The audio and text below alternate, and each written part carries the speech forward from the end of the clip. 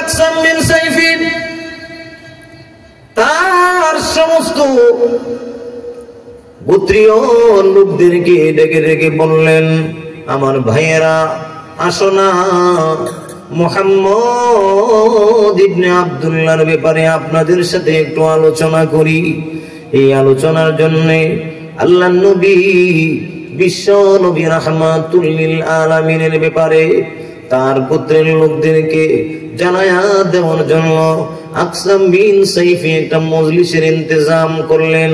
ওই মজলিসের ভিতরে আকসাম বিন সাইফি বক্তব্য প্রদান করে বললেন, ও আমার গোত্রের লোকেরা, তোমরা জানো না মুহাম্মদ ইবনে আব্দুল্লাহকে আল্লাহ রাব্বুল আলামিন নবুয়ত দান করে ফেলেছেন। মুহাম্মদ ইবনে আব্দুল্লাহ প্রকাশ্যভাবে দ্বীনের দাওয়াতের কাজ আরম্ভ করে দিয়েছে। আমার মনটা চায় মুহাম্মদ ইবনে আব্দুল্লাহর মজলিসে তোমাদেরকে নিয়ে আমি তার মুলাকাতে যাই। যেই মাত্র এই কথাটা আকসাম বিন সাইফি বললেন, ওই এলাকার গণ্যমান্য ব্যক্তিদের মধ্য থেকে একজন লোক পরামর্শ দিল, ও আমাদের নেতা লিডার আকসাম বিন সাইফি, আপনি সাধারণ কোন মানুষ নয়, আপনি হলেন আমাদের গোত্রের নেতা, সুতরাং প্রথমেই আপনার মুহাম্মদের কাছে যাওয়া উচিত হবে না। সুতরাং আপনি একটা কাজ করেন, আমাদের মধ্য থেকে দুইজন ব্যক্তি একজন প্রতিনিধি বানিয়ে আপনার পক্ষ থেকে কোনো প্রশ্ন থাকলে মুহাম্মদ ইবনে আব্দুল্লাহর কাছে নিয়ে প্রেরণ করে দিন। হযরত আকসাম বিন সাইফি রাদিয়াল্লাহু আনহুর কাছে এই প্রস্তাবটা বড় ভালো লাগলো। হযরত আকসাম বিন সাইফি বললেন, ঠিক আছে, তোমরা সুন্দর পরামর্শ দিয়েছো। এই মজলিসের ভিতরে দুইজন লোক মুহাম্মদ ইবনে আব্দুল্লাহর কাছে যাওয়ার জন্য আকসাম বিন সাইফির প্রতিনিধিত্ব করার জন্য নির্বাচিত হলেন। ওই দুইজন লোক দুইটা প্রশ্ন নিয়ে মুহাম্মদ সাল্লাল্লাহু আলাইহি ওয়াসাল্লামের কাছে চলে গেল। দুইটা প্রশ্নের ভিতরে একটা প্রশ্ন হলো, ইয়া মুহাম্মদ মান আনতা, আপনি কে? আপনার পরিচয়টা আমাদেরকে জানায় দেন, আপনি কে, আপনার পরিচয় দেন। দুই নম্বর হলো ওয়ামা আনতা, এবং আপনি কি জন্য দুনিয়ায় প্রেরণ হয়েছেন আমাদেরকে জানায় দেন। প্রশ্ন দুইটা খুব সহজ, কথা কথা সহজ না? আপনি কে, আপনার পরিচয় দেন, আর আপনি কেন দুনিয়ায় আসছেন এই কথা বলেন। সহজ না বিষয়টা? একদম ইজি। আকসাম বিন সাইফির পক্ষ থেকে তার দুইজন প্রতিনিধি সুদূর মক্কায় গিয়া আল্লাহর নবীর মজলিসে উপস্থিত হয়ে বললেন, ও মুহাম্মদ, আমরা কিন্তু সাধারণ কোন মানুষ না, আমরা হলাম লিডার আকসাম বিন সাইফির পক্ষ থেকে আসছি। লিডার হইলে লিডারের সাইন্সারও একটু পাওয়ার থাকে, কথা কো। লিডারের সাইন্সার দেখছেন না? সাইন্সে আপনারা চেনেন না, আমরা ভালো চিনি। কেমনে চিনি? আমরা বক্তারা যারা বাস্তবশীল করি, এমপি সাহেব, মন্ত্রী সাহেব, চেয়ারম্যান সাহেব, মেম্বার সাহেব, স্টেট হইতে কিছু কয় না, এরা নেতা। সাইন্সে কয় হুজুরিটা করা যাবে না। আমি জিগাই, তুই তো চেয়ারম্যান না, মেম্বার না, তুই বলার কেটারে, তুই তো হলো সাইন্সিয়া, তুই কথা বলি তু কথা ঠিক না? ঠিক সাইন্সের আবার তো কথা কিসে? কথা ঠিক না? ঠিক দেখছেন নি পরিচয়টা নবীর কেমনে দেয়? আমরা সাধারণ লোক না, আমরা আকসাম বিন সাইফি নেতার পক্ষ থেকে আইছি। বাবা বাপ আছে না তো? আপনারা আমার কথা বুঝেননি? সবাই মনোযোগ দিয়ে শুনেন। আমার প্রাণের ভাইয়েরা, আমি বলতেছিলাম আকসাম বিন সাইফির পক্ষ থেকে ওই দুইজন ব্যক্তি নবীজির মজলিসে গিয়ে হাজির হয়ে গেল। ওই মজলিসে হাজির হওয়ার পরে ডাক দিয়ে বলে, হে মুহাম্মদ, আমরা কিন্তু সাধারণ কোনো মানুষ না, আমরা হলাম আকসাম বিন সাইফির পক্ষ থেকে, লিডারের পক্ষ থেকে আমরা হলাম আপনার কাছে প্রতিনিধি হইয়া এসেছি। আমরা আপনার কাছে জানতে চাই আপনি কে, কে আপনি, আপনার পরিচয় দিন। আমার আপনার নবী রাহমাতুল লিল আলামিন, ওনার কিন্তু টাইটেলের অভাব নাই, কথা কোন ঠিক কিনা? ঠিক না? আমার আপনার নবীর এত টাইটেল যে টাইটেল গুলো আল্লাহ রাব্বুল আলামিন বলেন নবী আপনার এক নাম ইয়াসিন, আপনার আরেক নাম হলো বাশির, আপনার আরেক নাম হলো নাজির, আপনার আরেকটা টাইটেল হলো আপনি মুজাক্কির। হে নবী আপনার আরেকটা টাইটেল আছে আপনি মুজাক্কির, আপনার আরেকটা টাইটেল হলো আপনি উম্মতের কান্ডারি, আপনার আরেকটা টাইটেল হলো আপনি উম্মতের দরদি, আপনার আরেকটা টাইটেল হলো আপনি শাফায়াতের অধিকারী, আপনার আরেকটা টাইটেল হলো ময়দানে মাহশরে কেউ যেদিন কথা বলবে না ওই দিন আপনি কথা বলনেওয়ালা। নবীর টাইটেলের অভাব নাই। নবীজির দাঁত আল্লাহর, নবীজির হাত মুবারক আল্লাহর কোরআনের আয়াত, নবীজির চোখ মুবারক আল্লাহর কোরআনের আয়াত, নবীজির জিহ্বা মুবারক আল্লাহর কোরআনের আয়াত, নবীজির হাত লা তাখুতুহু বিয়ামিনিকা, ও নবী আপনার ডান হাত কোনদিন লেগে নাই। নবীজির বুক আল্লাহর কোরআনের আয়াত, আলাম নাশরাহ লাকা সাদরাকা, হে নবী আপনার বুক আল্লাহ রাব্বুল আলামিন বলেন। নবীজির জিহ্বা মুবারক আল্লাহর কোরআনের আয়াত, আল্লাহ রাব্বুল আলামিন বলেন লা তুহাররিক বিহি লিসানাকা লিতাজালা বি ইন্না আলাইনা জামআহু ওয়া কুরআন।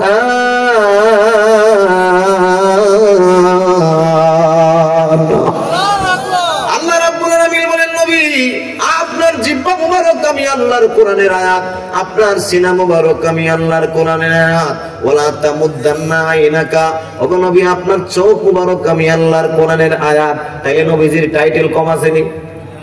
কথা কয় না? নবীজির টাইটেল মেলা না? আল্লাহর নবীকে আকসাম বিন সাইফি যেই মাত্র বললেন,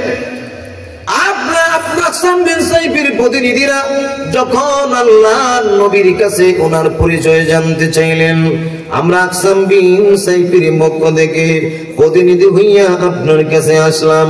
আমাদের দুইটা প্রশ্ন। এক নম্বরের প্রশ্ন, বলেন আপনার পরিচয় বলেন। আল্লাহর নবীর এত টাইটেল থাকা সত্ত্বেও নবীজি কোনো টাইটেল উল্লেখ করলেন না। আমার আপনার নবীজি ডাক দিয়া বললেন, ওরে আকসাম বিন সাইফির প্রতিনিধিরা, তোমাদেরকে আমি জানায়া দিলাম আমি আল্লাহর নবী বলেন আনা মুহাম্মদ ইবনে আব্দুল্লাহ, আমি হলাম আব্দুল্লাহর ছেলে মুহাম্মদ। জোরে কোন আল্লাহু আকবার। কি বলছে? কথা কয় না? আব্দুল্লাহর ছেলে কোন টাইটেল বলছে? এখন যদি কোন বন্ডরে জিজ্ঞাসা করতো আপনি কেটা, হলো শাহ, সুফি, খাজা, বাবা, তারপরে বাঁশের জার, বটের মূল, হাওরের ফুল, গামলা, বিমান শাহ, কুত্তা শাহ, বিড়াল শাহ, কথা কয় ঠিক না? শাহ, সুফি, সৈয়দ, খাজা গান, 4 গ্রুপে টাইটেল, 8 গ্রুপে ফার্স্ট ডিভিশন পাস। ওরে বাবা রে বাবা, টাইটেল করতে লাগে 4 ঘন্টা। কথা কোন ঠিক না? ঠিক না? তোরে ও তো টাইটেল দিতে কইছে কেটা? এই আমারে জিগায় মাঝে মাঝে, হুজুর আপনার কি নাম লিখতাম, মানে মাহফিল হলো না। তা আমি কই লেখো রফিকুল ইসলাম আনসারী। কয় হুজুর আগে পরে কিছু নেই। আমি বললাম আগে পরে বুঝিস নি, আগে রফিক শেষে আনসারী। আর এটা আগে পরে না হুজুর ভাগ্য সঙ্গে কন ভাগ্য মানে কইতে আন্তর্জাতিক খ্যাতি সম্পন্ন উত্তর দক্ষিণ অত কথা কইতে কোন কারণে? কথা ঠিক না? ঠিক আছে, যে চিনে তো এমনি চিনে। ভাইরা আমার, আল্লাহ নবীকে বলল আপনার পরিচয় দিন। সময় কম তো, এজন্য তাড়াতাড়ি বলতে হবে। সময় যেহেতু কম, এজন্য লম্বা আলোচনা করার কোনো অবকাশ নাই। ভাইরা আমার, আমি বলতেছিলাম যেই মাত্র আকসাম বিন সাইফির প্রতিনিধিদেরকে আল্লাহর নবী জানায়া দিলেন আনা মুহাম্মদ ইবনে আব্দুল্লাহ, এক নম্বরটা হলো আমি হলাম মুহাম্মদের ছেলে আব্দুল্লাহ। যেই মাত্র এই কথা আল্লাহর নবী জানায়া দিলেন, এবার আকসাম বিন সাইফির প্রতিনিধিরা 2 নম্বরে প্রশ্ন করলো, ওয়ামা আনতা, আপনি কেন দুনিয়ায় প্রেরিত হয়েছেন? এবার আল্লাহর নবী জানায়া দেয়, আমি আল্লাহর পক্ষ থেকে প্রেরিত হওয়ার কারণ হলো আল্লাহর পক্ষ থেকে আমি প্রেরিত হয়েছি তোমাদের জন্য সুসংবাদ নিয়া। সুসংবাদটা কি? আমি তোমাদের জন্য জান্নাতের খুশখবরি নিয়ে দুনিয়ায় নাজিল হয়েছি। আর নবীজি উত্তরগুলো দিয়ে আর কোনো লম্বা কথা বলেন নাই। এবার আল্লাহর নবী সূরাতুন নাহলের 90 নম্বর আয়াতটা আকসাম বিন সাইফের প্রতিনিধিদেরকে তেলাওয়াত করে শোনায়া দিলেন। আকসাম বিন সাইফের প্রতিনিধিরা যখন সূরাতুন নাহলের 90 নম্বর আয়াতটা তেলাওয়াত শুনলো, শোনার সাথে সাথে তারা ডেকে বলল, ওগো মায়ার নবী, আপনার জবান মুবারক থেকে একবার সূরাতুন নাহলের 90 নম্বর আয়াতটা শুনলাম, এত মধুর লাগলো, এত মায়া লাগলো, এত মিষ্টি লাগলো। নবী গো, আমাদের প্রাণ ভরে নাই, আমাদের যেন পিপাসিত অন্তরটা সিক্ত হয়ে গেছে। নবী আরেকবার তেলাওয়াত করে আমাদেরকে শোনাইবেননি? নবীজি আরেকবার তেলাওয়াত করে শোনাইলেন। যেই মাত্র নবীজি 2 বার কোরআনের সূরাতুন নাহলের 90 নম্বর আয়াতটা তেলাওয়াত করে শোনালেন, এমনি আকসাম বিন সাইফি প্রতিনিধিরা ডেকে বললেন, নবী গো, মন ভরে নাই, 2 বার শুনলাম, মনটাই ভরে নাই, মনে বড় ভালো লাগে, মনে হয় পিপাসিত অবস্থায় কে যেন 1 গ্লাস পানি আমারে পান করাইলো। ওগো নবীজি, মেহেরবানি করে আরেকবার তেলাওয়াত করে শোনাইবেননি? নবীজির তেলাওয়াত আনসারীর তেলাওয়াতে যদি আপনারা এরকম ভক্ত হন, তাহলে নবীর তেলাওয়াত কেমন বলেন? আল্লাহু আকবার। নবীজির তেলাওয়াতটা এত মিষ্টি, দাউদ নবীর তেলাওয়াত এত মজা না। আল্লাহ তার নবীর কণ্ঠে একটা জজবা দিছিলেন, নবীজির কণ্ঠের তেলাওয়াত যদি কোনো বেঈমানও শুনতো, সাথে সাথে কালেমা পড়ে মুসলমান হয়ে যায়। নবীজির তেলাওয়াত যদি কেউ শুনেছে, বেঈমানরা নবীজিকে মারার জন্য আসছে, দূর থেকে দাঁড়ায় যাইতো। ওরে নবীজির উম্মতের দল, আল্লাহ রাব্বুল আলামিন তার নবীর কণ্ঠের ভিতরে এরকম পাওয়ার দান করেছে, বেঈমানরাও নবীজির তেলাওয়াত শুনলে নিস্তব্ধ হয়ে দাঁড়ায় যেত। এজন্য আবু জেহেল দিনের বেলায় গ্রুপিং করে নবীরে মারার জন্য, কিন্তু রাতের বেলায় নবীর তেলাওয়াত অন্ধকারে আবদালে দাঁড়ায় শুনত। এত নবীর ওগো নবীর উম্মতেরা হয়ে আজি দিশাহারা, কোরআন হাদিস ছেড়ে চলো যখন যাহা চায় মনে, নবী বিনে কে তোরাবে ফুলসিরা তুমি জানে, নবী বিনে কে তোরাবে, বলতে হবে নাইলে তো হইল না। ওগো নবীর উম্মতেরা হয়ে আজি দিশাহারা, কোরআন হাদিস ছেড়ে চলো যখন যাহা চাই মনে, নবী বিনে কে তোরাবে ফুলসিরা তুমি জানে, এমনে তুমি নবী আমার,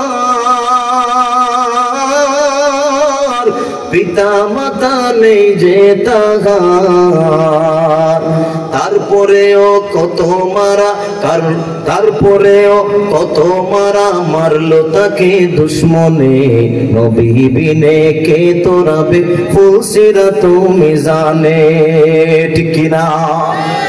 ভাইরা আমার, আমি বলতেছিলাম নবীদের কণ্ঠ দাউদ নবীর চাইতে উপরে। এই নবীর কণ্ঠস্বর শুনলে বেঈমানরা পর্যন্ত দিল নরম হইয়া মুসলমান হয়ে গেছে। ওরে মায়ার উম্মতের দল, সেই নবীর জন্য কি একটু মায়াও হয় না? সেই নবীর জন্য একটু দয়াও কি তোমার হয় না? সেই নবী তোমাকে বলে, উম্মতের দল, কোরআনের মজমা যেখানে জমবে ওই মজমায় গিয়ে বসবা, কোরআনের মুহাব্বতে মজমারে তোমরা বইসা তোমরা আলোকিত করবা। ওরে নবীর উম্মতের দল, যে নবীদের নবীদের সুপারিশ ছাড়া জান্নাত তোমার নসিব হবে না, সেই নবীজির কথা চলে, কোরআনের বয়ান চলে, তুমি বাজারে আড্ডা মারো, মারে না মারে না? আড্ডা, আড্ডা বুঝেননি? বাদাম খাই বসে বসে আপনারা আছেন আমার সাথে না? শেষ দিতাম, হ্যাঁ শেষ দিতে আর কতক্ষণ চলতো? ওরে আমি একটা করলে ভালো না দিদি, আল্লাহ ভাইরা আমার, লম্বা কথা বলার কোন সুযোগ নাই, যেহেতু কচু আর মাহফিল হইল, আমার জন্য ডাল ভাত। আমার টাইম টুম কম দেয় ইচ্ছা করে। আমার প্রাণের ভাইয়া, আমি বলতেছিলাম আকসাম বিন সাইফির প্রতিনিধিরা ডাক দিয়ে বলে, ও মুহাম্মদ, আপনার কণ্ঠে তেলাওয়াতটা শুনলাম, একবার শুনলাম, দুইবার শুনলাম, তৃষ্ণা মিটে নাই, মনটা ভরে নাই, আরেকবার তেলাওয়াত করে আমাদেরকে শোনান না। আল্লাহর নবীর মায়াবী কণ্ঠে আল্লাহ রাব্বুল আলামিন বলেন, নবীজি কিভাবে তেলাওয়াতটা করছেন যেদের দিলে লাগছে। ইন্নাল্লাহা ইয়া'মুরু বিল আদলি ওয়াল ইহসান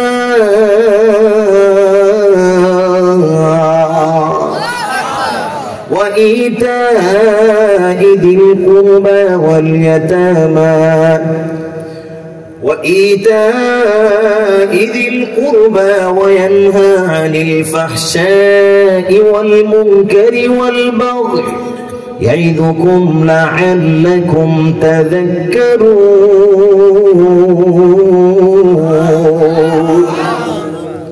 আল্লাহ রাব্বুল আলামিনের ওই তেলাওয়াতটা কোরআনের সূরাতুন নাহলের 90 নম্বর আয়াতটা আল্লাহর নবী যখন তেলাওয়াত করে শোনায় দিলেন, এদের মনটা সিক্ত হলো।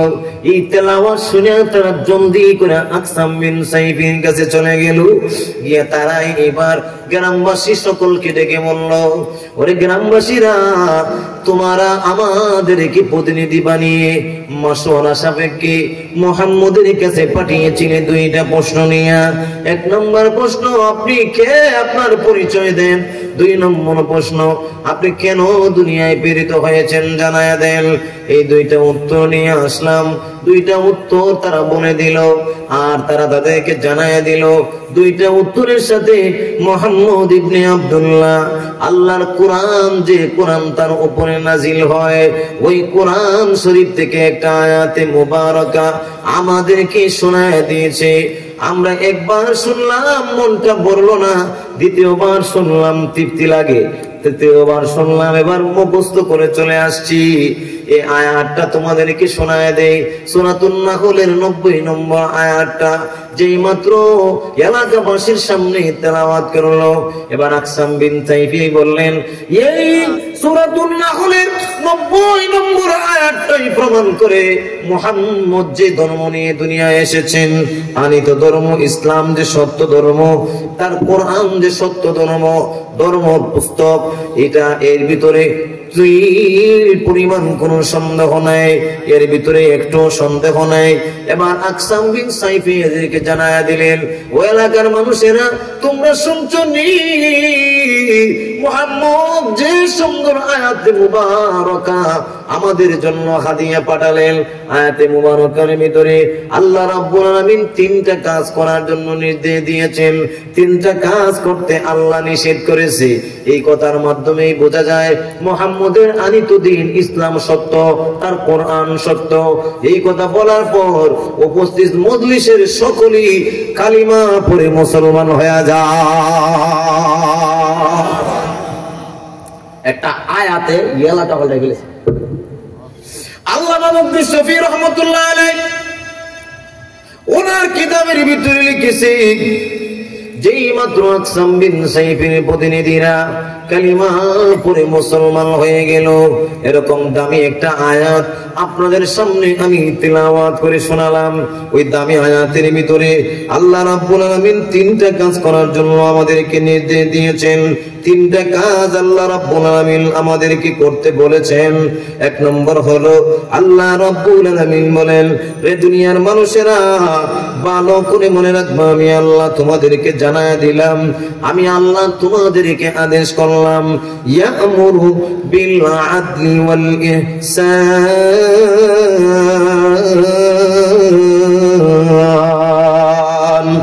আল্লাহ রাব্বুল আলামিন বলেন, এক নম্বরে আমি আল্লাহ তোমাদেরকে নির্দেশ প্রদান করতেছি, আদেশ দিচ্ছি, তোমরা নিশ্চয় আমি আল্লাহ তোমাদেরকে জানায়া দিলাম, তোমরা আদিল করবে, অর্থাৎ ন্যায় পরায়ণতা করবে, ইনসাফ করবে। কি করবে? আরো জোরে। ইনসাফের সাথে চলবা, ইনসাফের সাথে বলবা, ইনসাফের সাথে কাজ করবা। ন্যায় পরায়ণতা, ন্যায় পরায়ণ মানে যে যে ক্ষমতায় যাবে লুটে মেরে খাবে, এটাই তো ন্যায় পরায়ণতা নাকি? কথা কয় না? হ্যাঁ,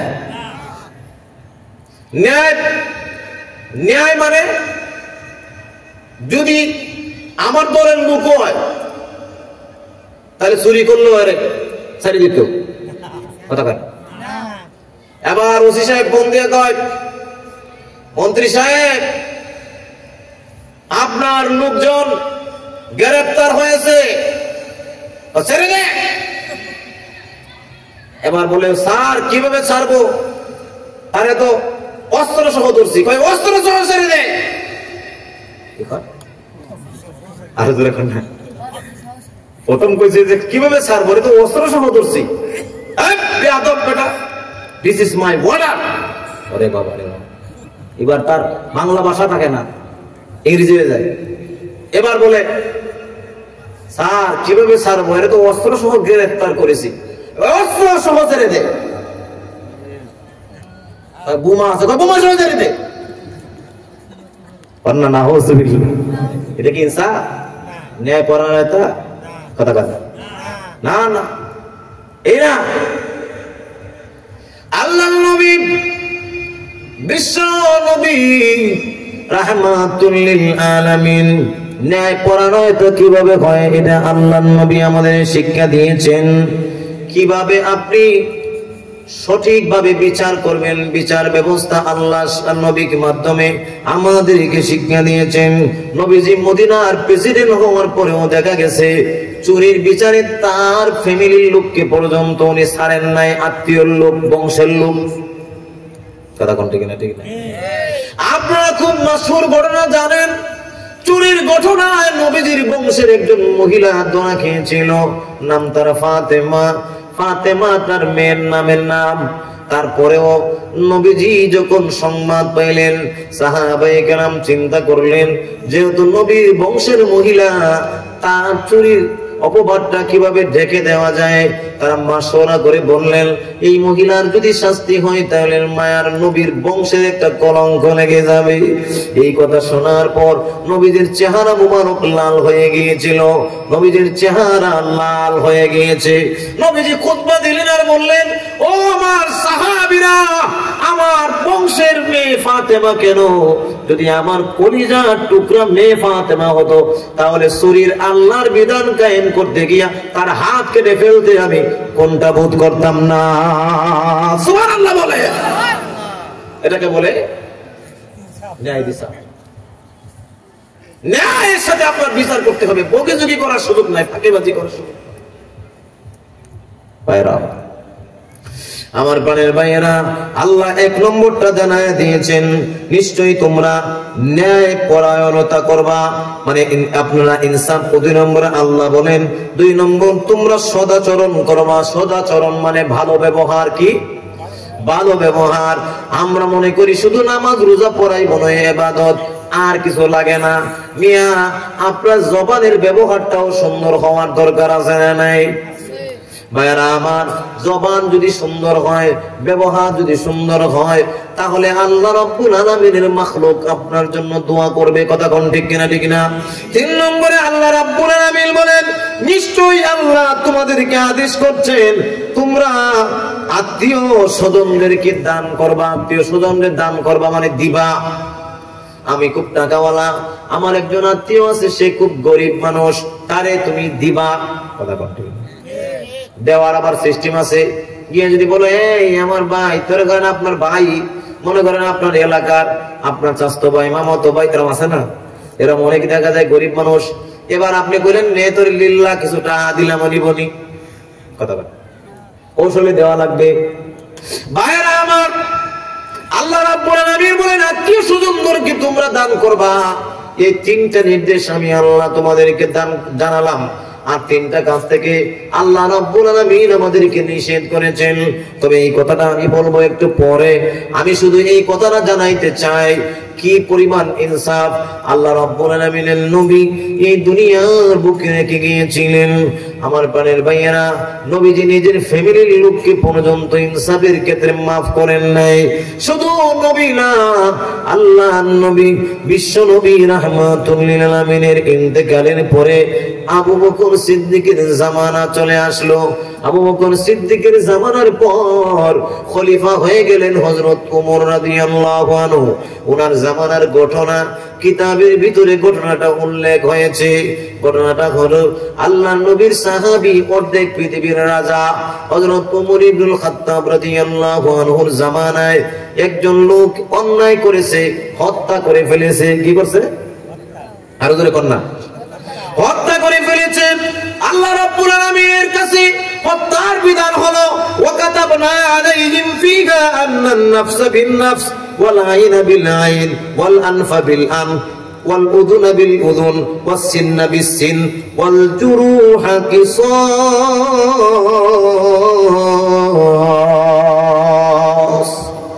আল্লাহ রাব্বুল আলামিন বলেন, যদি কেউ কাউকে হত্যা করে তাহলে পানের বিনিময়ে পান, আমি যদি তাকে মারি তার বিনিময়ে আমাকে মারা লাগবে। কথা বলতে গেলে এই সোনার বাংলায় যারা যারা জনগণের মায়ের বুক খালি করেছিল, এদের ইসলামী বিধান হলো এখন এদের মায়ের বুকগুলো খালি করা সরকারের আইনের মাধ্যমে। এটা কোন কিসের বিধান? ইসলামের বিধান। যারা মনে করেন মানুষকে গুলি করে মারিছে, অন্যায় করেছে, অত্যাচার করেছে, কারো হাত ভেঙে দিছে, কারো ঠ্যাং ভেঙে দিছে, শরীয়তের বিধান হলো ওয়াল উযুনা বিল উযুন ওয়াস সিন্না বিস সিন। যদি কারো কান তুমি কেটে ফেলো তাহলে শরীয়তের বিধান তোমার কানও কাটা যাবে। যদি তুমি কারো হাত কাটো শরীয়তের বিধান তোমার হাত কাটতে হবে। তুমি যদি কারো চোখ উপড়ে ফেলো শরীয়তের বিধান হইলো এরে তুমি যদি বলো যে 3 মাসের জেল, 3 মাসের জেল দিয়ে কি কসু হবে? কত সব ঘুরে ফেলছে। কথা কয় না কি? আপনারা কি আমার কথা রাগ করতেছেন? কোরআনের আয়াতকে আমি কি বানায় বুঝেছি? এখন আমার এই কথা বলা লাগবে কি লাগবে না? এখন আপনি যদি কেঁপে যান তাহলে আমার কি করার আছে? আল্লাহর কোরআন কি আমি বলা বন্ধ করবো নাকি? কথা কয় না। আল্লাহর কোরআনে যেভাবে আছে বর্ণনা আমার সেভাবে করা লাগবে নাকি বানিয়ে বলবো? বানিয়ে বলা যাবে? আমার বাপেরটা বলা যাবে? কোরআনে যেটা আছে এটা। যদি কেউ কারো হাত ভেঙে ফেলে তার হাত ভেঙে ফেলতে হবে। যদি কেউ তার চোখ উপড়ে ফেলে তার চোখ উপড়ে ফেলতে হবে। এটা কি জনগণে করবে? কথা বলে না।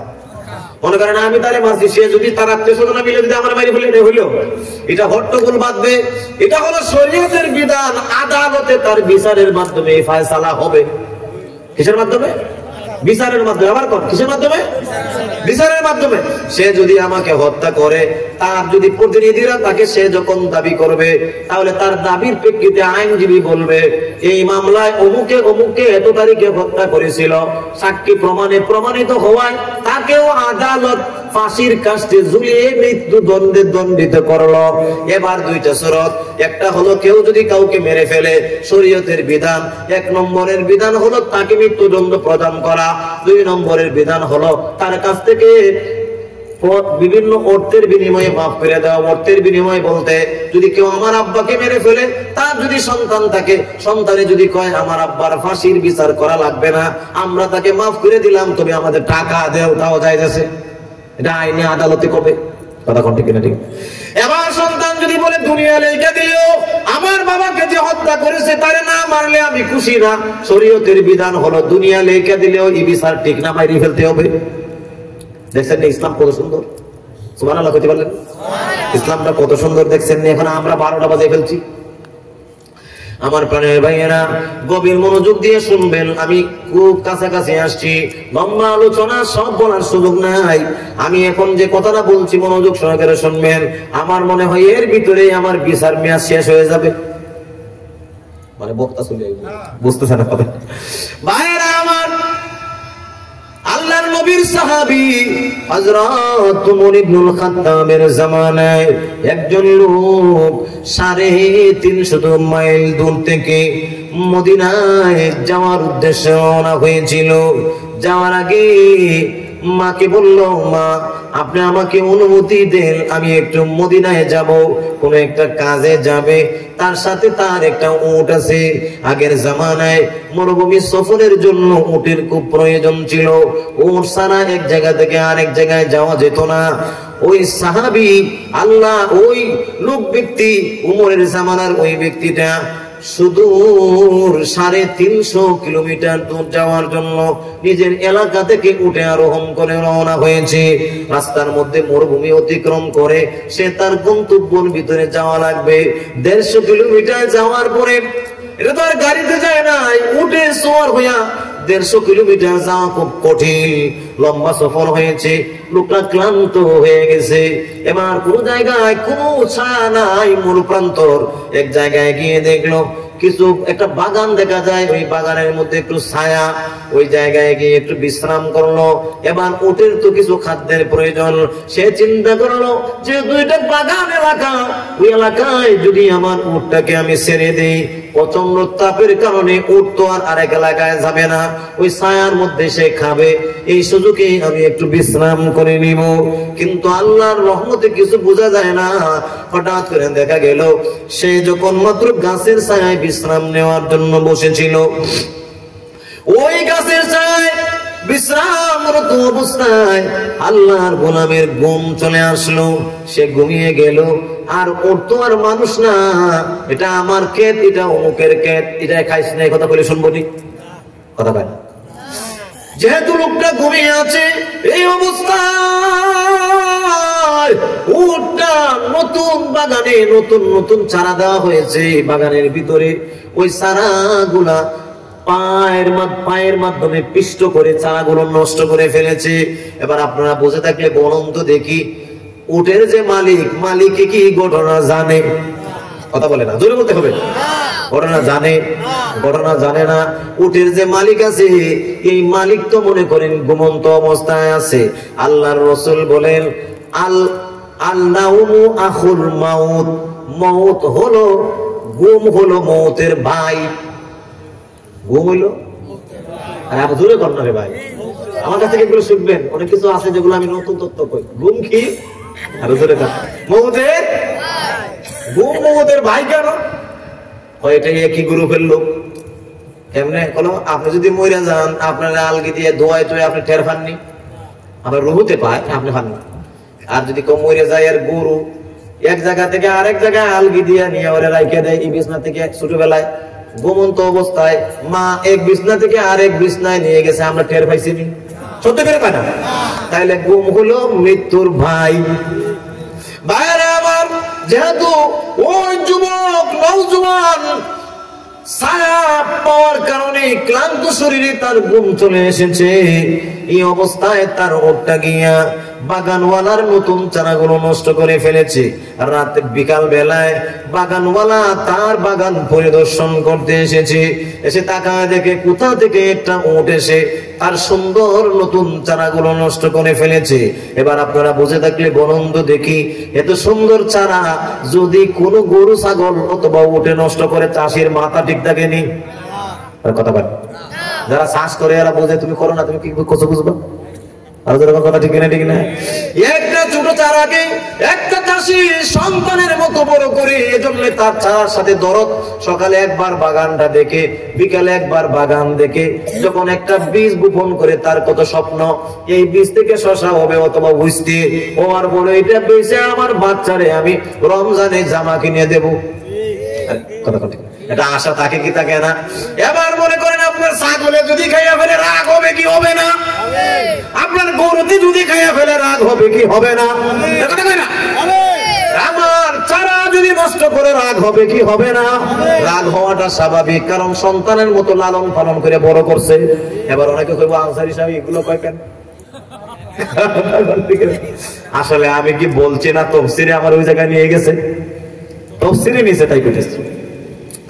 আমার প্রাণের ভাইয়েরা, এবার বিকাল বেলায় বাগানওয়ালা তার বাগানটা পরিদর্শন করতে এসেছিল।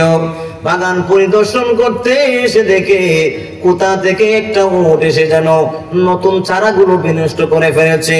বাগানের মালিকের মিজাজ গরম হয়ে গেছে, কি ব্যাপার? এই উটের যে মালিক, তার কি কোনো আক্কেল বিবেক নাই, জ্ঞান বুদ্ধি নাই? আমার নতুন বাগানের মধ্যে কিভাবে উটটাকে ছাড়লো? রাগের মাথায় ফসফস করে চতুর্দিকে তাকায় দেখে মালিকরে দেখা যায়নি, মালিকরে আজকে সাইজ করবো। ওই জায়গায় দেখে মালিকের কোনো হদিস নাই। রাগের মাথায় মরুভূমির পাথর গুলো খুব ধারালো হয়, ওই ধারালো পাথর দিয়া রাগের মাথায় যেই মাত্র উটের উপরে ঢিল মারছে, ঢিল ছুঁড়ে মারার কারণে এই পাথরটা এতটা ধারালো, উটের চামড়া ভেদ করে পাথরটা তার শরীরের ভিতরে ঢুকে গেছে। রক্তক্ষরণের কারণে উট কিছুক্ষণের ভিতরেই মারা গেছে। এবার মালিক তো আমাদের জামানার মতো বেঈমান ইমানদার না, এরা হইল সেখানে জামানার ইমানদার মানুষ। রাগের মাথায় ঘটনা ঘটে গেছে, সে এবার আক্ষেপ করতেছে, হায়রে আমি কি অন্যায় করলাম, না জানি কিয়ামতের ময়দানে আল্লাহর কাছে আমার ধরা খেয়ে যেতে হয় কিনা। আমি কেন অবুঝ প্রাণীটাকে হত্যা করে ফেললাম, আমি তো হত্যার আসামি। এবার এই লোকটা নিস্তব্ধ হইয়া জায়গা ত্যাগ করে না দাঁড়ায় আছে। তার উদ্দেশ্য হলো উটের মালিক যখন উট খুঁজতে আসবে গো, আমি দাঁড়াইয়া আমার অপরাধ স্বীকার করে নেব। এবার ওই যুবকের ঘুম চলে গেছে। ঘুম থেকে জাগ্রত হওয়ার পর যুবক এবার জলদি করে তার উটের তালাশে লেগে গেছে। উট খুঁজে পায় না। উট খুঁজতে খুঁজতে নওজোয়ান টকবকে যুবক মানুষ, রক্ত গরম, চতুর্দিকে খুঁজে খুঁজে উট তালাশ করার জন্য যখন সে বের হলো, হঠাৎ করে তাকায় দেখে বাগানের ভিতরে একটা উট পড়ে আছে, আর উটের পাশে একজন বয়োবৃদ্ধ লোক। লোকটা কিন্তু যুবক না, বুড়া মানুষ। এই বুড়া মানুষটা হতভম্ব হয়ে দাঁড়ায় আছে। এবার যুবকটা এসে বলল, চাচা যান, আপনি কি আমার উটটারে কে মারছে দেখছেননি? এবার আমাদের জামানার মুসলমান হইলো তোর উট মরছে, আমি কেমন দেখবো? আমি কোন জায়গা থেকে দেখছি? মেয়াদের কাম পাইছি না। এই লোক যেহেতু আমাদের মতো বাটপার না, এজন্য সরল ভাবে মুরব্বী ডাক দিয়ে বলল, ও যুবক ভাই আমার, আপনার উট আমি তো জানি না, এই যে দেখো নতুন চারা নষ্ট করার কারণে আমি একটা পাথর দিয়ে আঘাত করেছিলাম, এজন্য উটটা পড়ে মরে গেছে। এই কথা শুনে যুবকের মেজাজটা গরম হয়ে গেছে। আমি 350 কিলোমিটার দূর যাব, মাত্র 150 কিলোমিটার দূর আসলাম, এই মরু প্রান্তরের ভিতরে আমি 200 কিলোমিটার কিভাবে যাব? এর রাগান্বিত হইয়া মুরব্বীকে যখন একটা তাপ্পর মারছে, আপনি উঠ মারি ফেললেন রাগের মাথায়। এবার বয়োবৃদ্ধ মানুষ কাঁপতে কাঁপতে জমিনের ভিতরে লুটে পড়ে ছটফট করা, মুরব্বী লোকটা মারা গেছে। মুরব্বী কি হয়েছে? একটু জোরে বলেন। মুরব্বী ডেট হয়ে গেছে। আগে এবার আপনারা বলেন তো দেখি, আগে যে আমি কোরআনের তাফসীর আপনাদের করলাম, উট মারছে, উটের বিনিময়ে টাকা অথবা আরেকটা উট দিলেই তো সুদ হয়ে যেত, কিন্তু উট মারা আর মানুষ মারার বিচার কি সমান? এইটা কথা বলেন না তো, দূরে বইসে থাকতে হয়েছে। আমি কি করছি বুঝেন না কথাটা? তাফসীরটা ভালো করে বুঝেন, এলিম নিয়ে যান। সবাই আমার সাথে জোরে বলেন, উট মারা আর মানুষ মারা কি সমান? প্রাণী মারছে, প্রাণী দিলে সহগ আদায় অথবা টাকা দিলে আদায়। তুমি মানুষ মারলে কেন? অপরাধটা বেশি না কম? থাপ্পড় মারছে আসলে মারার জন্য না, সে মরে গেছে, তার হায়াত নাই। কথা কথা ঠিক নাকি? কিন্তু উসিলা তো তোমার থাপ্পড়, তার মানে তুমি হত্যা করছো। এবার নওজোয়ান যুবক ছেলেটা কিং কর্তব্য বিমূঢ় হইয়া দাঁড়ায় আছে। সে নিজের কাছে নিজের বিবেক কাটায়, একটা উট মারছিল, উটের বিনিময়ে উট দিয়ে দিলেই তো আমার উট আদায় হয়ে যেত। উমরের জামানার মুসলমান তো তার কাছে ল জানা আছে, ইসলামী উকিলাতি জানা। এজন্য সে ভাবলো, তাহলে আমি তো বড় অপরাধ করে ফেললাম, হায় রে, আমি যে মানুষ মেরে ফেললাম, তাহলে কিয়ামতের ময়দানে আমি শেষ করে দেব ইনশাআল্লাহ। 25 শেষ করতে কইছে। আচ্ছা ঠিক আছে ইনশাআল্লাহ। ভাইরা আমার, যেটা শুনতেছেন তো মনোযোগ দিয়া, আপনাদের খারাপ লাগতেছে কার কার 2 হাত তুলে দেখান। সিরাজুলে খারাপ লাগতেছে? হ্যাঁ, ভাল লাগছে কার কার? 2 হাত তুলে দেখান। নারা সারা দেন এরকম করে, নারা সারা কেন করেছি? ঘুম সারাই হাত নামা। নারা সারা কেন? মানে আপনারা রাগ করেন না, আমি একটু গুন্ডা ছাড়া কথা কোন ঠিক নাকি ভাইরা আমার। এবার খুবই মনোযোগ দিয়ে কথাগুলো শুনবেন, লম্বা কথা হয়ে গেছে। মুসলমান ভাইরা আমার, আমি বলতেছিলাম ওই যুবকটা কি কর্তব্য বিমূঢ় হইয়া ওই মাইতের সামনে দাঁড়ায় রয়েছে। তার উদ্দেশ্য হলো, আল্লাহ আমি কি করে ফেললাম, উটের বিনিময়ে একটা উট দিলেই তো তার কাফারা আদায় হয়ে যেত, আমি কেন মুরব্বী লোকটাকে মারলাম, আমি তো বড় অপরাধ করেছি। আপনারা কোরআনে জানায় দিয়েছেন, কেউ যদি কাউকে হত্যা করে তার বিনিময় হলো হত্যা। কাজে কাজে আমি যদি এখন চলতা চুরি করে এলাকা ত্যাগ করে পলায়া যাই, তাহলে কিয়ামতের ময়দানে আমি আসামি হয়ে দাঁড়ায় যাব। আরে দুনিয়ার আযাব তো সাধারণ আযাব, আল্লাহকে দুয়ার ফাঁকি দেওয়া যায় না। যিনি আমার গোপনের খবর জানেন, যিনি আমার জাহির জানেন, যিনি আমার বাতিন জানেন, যিনি আমার সব হালত যার কাছে পরিষ্কার, ওই আল্লাহকে তো আর ফাঁকি দেওয়া সম্ভব নয়। যদিও মরুভূমিতে আমি চলে গেলে কেউ দেখবে না, কিন্তু আল্লাহকে তো ফাঁকি দেওয়া সম্ভব নাই। ওই যুবকের অন্তরে আখিরাতের বই ঢুকছে, এজন্য যুবকটা কিং কর্তব্য বিমূঢ় হইয়া দাঁড়ায় আছে। এই অবস্থায় দাঁড়ায় থাকার পর বাবা কেন বাড়ি আসে না? তার দুইটা তাগড়া তাগড়া খাসির মতো দুইটা ছেলে আছে তাজা, এই দুই ছেলে বাবার তালাশে বের হয়ে গেছে, আব্বা কেন বাড়ি আসলো না? দুই সন্তান বাবাকে তালাশ করতে করতে তাদের ওই বাগানের ভিতরে বাবাকে খুঁজতে গেছে, গিয়ে তাকায় দেখে বাবার দেহটা মাটির মধ্যে পড়ে আছে। একটা নওজোয়ান যুবক ওই জায়গায় দাঁড়ায় আছে, তার পাশে একটা উট মরে পড়ে আছে। এবার ডাইরেক্ট তারে দোষ দেয় না, ডাক দিয়ে জিজ্ঞাসা করে, ওরে যুবক তোমার বাড়ি কোথায়, তোমার ঘর কোথায়? তোমাকে চিনি না, মনে হয় তুমি কোনো মুসাফির প্রতীক হবে। আমি জানতে চাই আমার আব্বাকে কে মারছে তুমি দেখছো নি? এই উটটা মরলো কিভাবে, তুমি এই ব্যাপারে কিছু জানো কিনা? এবার যুবক ইচ্ছা করলে মিথ্যা কথা বলতে পারে, কিন্তু না, আল্লাহর আদালতে দাঁড়ানোর মধ্যে সে আর মিথ্যা কথা বললো না।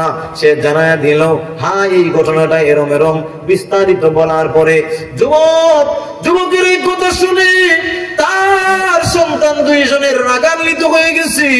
তারা বলল, তোমার উপরে আমরা কোনো প্রহার করব না, তোমারে আমরা মারবো না, আমিরুল মুমিনিন উমরের আদালতে তোমার বিচার হবে।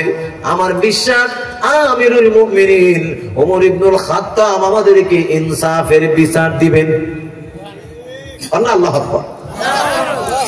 আমিরুল মুমিনিন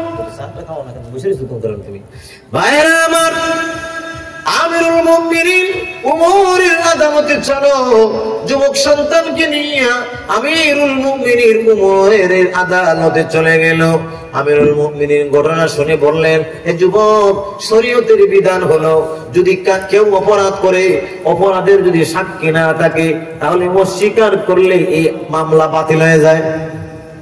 তার যেহেতু সাক্ষী নাই, প্রত্যক্ষদর্শী নাই, সে স্বীকার করছে। ইচ্ছা যদি করে এখন যদি বলে না আমি করছি না, তাহলে শরীয়তের বিধান তারে ছেড়ে দিতে হবে, বেকসুর খালাস, তার কোনো মামলা নাই। কিন্তু যুবকের আল্লাহর কত ভয় দেখেন। আমিরুল মুমিনিনের মতো এত বড় প্রভাবশালী রাজার সামনে দাঁড়ায় বলে, আমিরুল মুমিনিন এই যুবক দুইজন যে রিপোর্ট আপনার সামনে পেশ করলো, আসলে আমি অপরাধী, তার বাবাকে হত্যা আমি করছি। আমিরুল মুমিনিন বলেন, যুবক তোমার তো সাহস কম না, আমার মতো রাজার সামনে দাঁড়ায় তুমি স্বীকার করো। তুমি কি জানো তার নতি কি হবে? হয় কি হবে? হয় তোমাকে তো মৃত্যুদণ্ডে দণ্ডিত করা হবে, ফাঁসির কাছে ঝোলায়া দেওয়া হবে। যুবক ডাক দিয়ে বলে, আমিরুল মুমিনিন গো, যদিও আমি মিথ্যা কথা বলে আপনার আদালত থেকে বেঁচে যেতে পারবো, কিন্তু আল্লাহর কসম করে বলি, মহান আল্লাহর বিচার থেকে আমার বাঁচার সুযোগ নাই। দুনিয়ায় যদি আমার বিচার আপনার আদালতে হয়ে যায়, কিয়ামতের কঠিন ময়দানে আসামির কাঠ গলায় আমার আর দাঁড়ানো লাগবে না। এজন্য আমি স্বীকার করে নিচ্ছি, এই যুবকদের বাবাকে আমি নিজে হত্যা করেছি, হত্যা হয়ে গেছে। ঘটনাটা বলার পর আমিরুল মুমিনিন মদিনার মসজিদে বিচার হয়। এখন তো আমরা মসজিদে বানাইছি হলো একটা আড্ডাবাজির জায়গা। মসজিদে কি হয়? বিচার। আর এখন মসজিদে কি হয়? গল্প। এখন মসজিদের ভিতরে গেলে দেখবেন চাষের গল্প মসজিদে বসে হয়। আকামত দেয় ইমাম মুয়াজ্জিন, মুসল্লিরা পিছনে কথা কয়, কথা কয় না। আরে দূরে যাবেন কেন, আমার মসজিদে যান। 4 দিন বরণ করেছি, এখন এই করে প্রতিদিন। আজকেও দেখলাম মুতিয়ার আজি সাহেব বলছে, ভাই তোমরা কথা কইও না। কে কার কথা শুনে ঘুরে গেলে সেই এক। ভাইরা আমার, খলিফাতুল মুসলিমিন আমিরুল মুমিনিনের আদালতের বিচারটা মসজিদে হবে। মসজিদে যাওয়ার পরে আসামির মামলা পরে পরে বিচারক নিজেই শোনাইতেছে তার মামলার বিবরণ এই।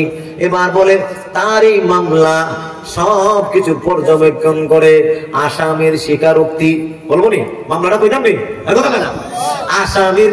আরে ভাই এটা ভালো জায়গা চলে এসেছে এবার, ঠিক না?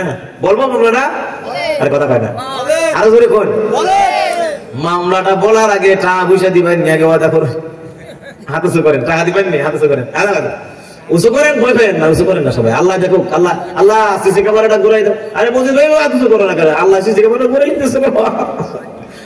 ঠিক আছে, তাইলে আপনারা কিন্তু ওয়াদা করছেন কেউ কিন্তু উঠবেন না, তাইলে বলে আমি আর বলো করবো না, এখানে শেষ। মামলাটা বলবো তো নাকি? টাকা দিবেন তো, ওয়াদা করছেন তো ইনশাল্লাহ। টাকা পয়সা না দিলে তো মামলা পাওয়া যেত না। মানে আমারে দিতেন না, মানে মসজিদের জন্য। ভাইরা আমার, যে কথা আমি বলতেছিলাম, এবার হযরত ওমর ইবনুল খাত্তাব জানায়া দিলেন। কি জানায়া দেয়? কয় ওমর ইবনুল খাত্তাব এবার বললেন, মামলার বিবরণীতে যা বোঝা গেল, মামলার বিবরণী এবং আসামির স্বীকারোক্তিতে এই কথা প্রমাণিত হয় যে আসামি নিজেই স্বীকার করেছে ওই 2 যুবক বাদীর বাবাকে হত্যা করেছে। সুতরাং ইসলামী আইনের কোড বিধান মোতাবেক এই যুবককে মৃত্যুদণ্ডে দণ্ডিত করা হলো, তার ফাঁসি দেওয়া হবে, তাকে হত্যা করে মারা হবে, মারে ফেলবে তারে, আর কোনো বিচার নাই। এই কথা শোনার পরে যে যুবকের অন্তরে আল্লাহর ভয়, যে নিজেই স্বীকার করেছে, যুবকটা তার চোখ দিয়ে ওজুর দ্বারায় পানি ঝরতে আরম্ভ করলো। এবার আমিরুল মুমিনিন ডাক দিয়ে বলে, যুবক রে, কেন তুমি চোখের পানি ছেড়ে দিয়া কান্দো? আমিরুল মুমিনিনকে যুবক ডাক দিয়ে বলে, আমিরুল মুমিনিন, আমি মরে যাব এই ভয়তে আমি কান্দি না, আমি 2টা কারণে কান্দি। আমিরুল মুমিনিন, কেন কান্দো? কয় আমিরুল মুমিনিন, আমি আমার নিজ এলাকায় একজন ইহুদি ব্যক্তির সাথে লেনদেন করেছিলাম। এই লোকটা আমার কাছে টাকা পায়, তার সাথে ওয়াদা হলো আমি মদিনার সংক্ষিপ্ত সফর শেষ করে তার টাকাটা তার কাছে পৌঁছাইয়া দিব। 350 মাইল দূরের রাস্তা। এখন যদি আমাকে ফাঁসি দিয়ে দেওয়া হয়, আর যদি আমি তার টাকাটা সময় মতো পরিশোধ না করতে পারি, তাহলে ইহুদি মানুষেরা তাদের অন্তরে মুসলমানের ক্ষেত্রে একটা বাজে ধারণা করবে। মুসলমানেরা পাওনা পাইলে তারা পরিশোধ করে না, মুসলমানদের ব্যাপারে তার একটা বাজে ধারণা হবে। এজন্য আমার টেনশন, তার লেনদেনটা দেওয়ার আগে আমারে মারবেন যে আপনি, এই ভয়তে কান্দিছি যে মুসলমানের বদনামের কারণে আমি হয়ে গেলাম। 2 নম্বর হলো, প্রতিদিন বাড়ি থেকে বের হওয়ার সময় আমি আমার আম্মার কাছ থেকে শেষ বিদায়টা নিই। আমার আম্মা আমারে জড়ায় ধরে কপালে চুমু দেয় আর বলে, বাজান জলদি করে বাড়িতে ফিরে আইসো। কিন্তু আমার এত বদনসিব, আজকে যখন আমি বাসা থেকে বের হয়েছিলাম, আমার মায়ের শেষ আদরটা পর্যন্ত আমি পাই নাই, ওই আদরে আমারে কাঁদায়। এই 2টা কথা যখন বললো, এমনি আমিরুল মুমিনিন ওমর ইবনুল খাত্তাবের মনের ভিতরে মায়া লাগছে। আপনারা শুনতেছেন? ওইদিকে তাকান কেন? শুনতেছেন? মনে আছে আপনাদের? আমিরুল মুমিনিনের অন্তরের ভিতরে এবার মায়া লেগে গেল। আমিরুল মুমিনের অন্তরে এমন মায়া লাগলো, আমিরুল মুমিনিনের মনটা চায় যুবকরে একটু সময় দিতে, কিন্তু সময় দেওয়ার সুযোগ নাই। এই বিধান তো আল্লাহর বিধান, ওই বিধানে তো ওমরের বাপেরও ক্ষমতা নাই মাফ করে দেওয়া। আছে? হযরত ওমর ইবনুল খাত্তাব ডেকে বলে, রে যুবক, তোমাকে সময় দেওয়ার জন্য আমার মনটাও চায়। তোমার মতো এত সুন্দর যুবক আমি ওমর আমার জীবনে কোনোদিন দেখি নাই। তোমারে সময় দেওয়ার আমার মনটা চায়, কিন্তু ইসলামিক কোর্টের নিয়ম, যদি আসামিকে সময় দেওয়া লাগে তাহলে তার পক্ষ থেকে আরেকজন জামিনদার হওয়া লাগে। কেউ তো তোমার পক্ষে জামিন হবে না, কাজে কাজেই তোমাকে আর সুযোগ দেওয়ার সুযোগ নেই। এবার যুবক কান্দে আর বলে, আমিরুল মুমিনিন, এই মদিনাতে আমার পক্ষে জামিনদার হবে এমন কোন লোক নাই। আমার যদি কোনো ভাই থাকতো, ভাই জামিনদার হয়ে যাইতো।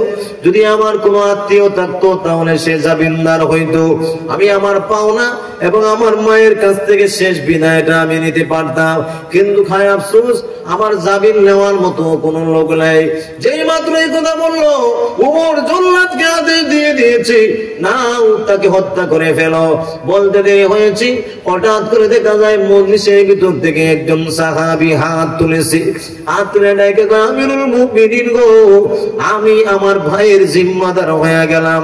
যেই লোকটা হাত উত্তোলন করেছে উনি হলেন নবীজির জরুরুল কদর সাহাবী, নাম তার হযরত আবু যর গিফারী রাদিয়াল্লাহু আনহু। আবু যর ডাক দিয়ে বলে, কি বললে তুমি? এই মদিনায় তোমার কোনো ভাই নাই? আল্লাহর নবী হাদিসের ভিতরে বলেছেন, মুসলমান মুসলমানের ভাই। আমি যদি আমার নবীর ওই কথা না মূল্যায়ন না করি, তাহলে আমার তো নবীজির উম্মত হয়ে আমি কিভাবে দাঁড়াবো? এই চিন্তা করে উনি বললেন, আমিরুল মুমিনিন, আমি আমার ভাইয়ের জিম্মাদার হয়ে গেলাম, আমি আমার ভাইয়ের জিম্মাদার। বিচারটা একটু বিলম্ব করেন, তার এই দুইটা আশা আপনি পূরণ করার সুযোগ দিয়ে দেন। এবার ওমর বললেন, ঠিক আছে, অসুবিধা নাই, তোমার পক্ষ থেকে যেহেতু তোমার ভাই জিম্মাদার আবু যর হচ্ছে, তাহলে তুমি যাও, আগামী আরবি মাসের প্রথম জুম্মায় তুমি ফেরত আসবা। তবে একটা কথা স্পষ্ট করে জেনে রাখো, এটা আমিরুল মুমিনিনের বিচারালয়, এখানে কোনো চলচাচরি চলে না, এখানে কোনো ধোঁকাবাজি চলে না। যদি আগামী আরবি মাসের প্রথম শুক্রবারে তুমি আসতে বিলম্ব করো, তাহলে তোমার জিম্মাদার ভাই আবু যরকে, তখন তোমার জিম্মাদার ভাই আবু যরকে ফাঁসির কাস্টে ঝুলাইয়া দেওয়া হবে, বিলম্ব হবে না। আবু যর বলে, অসুবিধা নাই, আমার বাইরে যাওয়ার অনুমতি আপনি দিয়া দেন।